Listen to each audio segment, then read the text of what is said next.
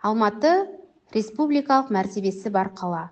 Қала Қазақстан Республикасының оңтүстік шығысында, солтүстік Тянь-Шань жотасы Іле алатауының солтүстік баурайында орналасқан.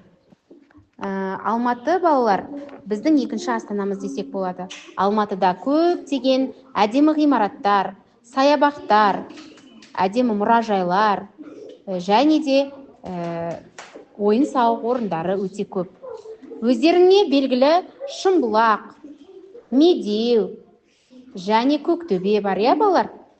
Алматы Іле алатауының бөктерінде орналасқандықтан, яғни таулы аймақта орналасқандықтан, Алматының ауа райы өте құбылмалы болып келеді.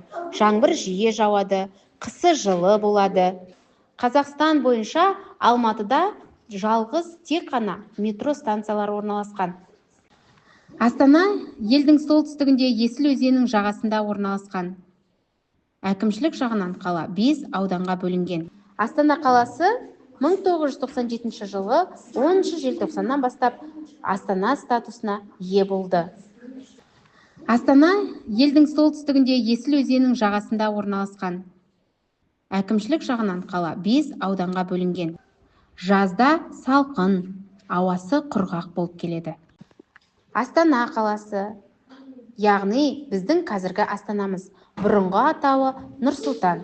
Астанада да, балалар, әртүрлі ойын-сауық орталықтары, мысалы, Хан Шатыр бар, Думан, яғни океанариум, балалар, елдің шетелден әртүрлі түкпір-түкпірінен алып келген балықтардың, ірі балықтардың түрлері өте көп.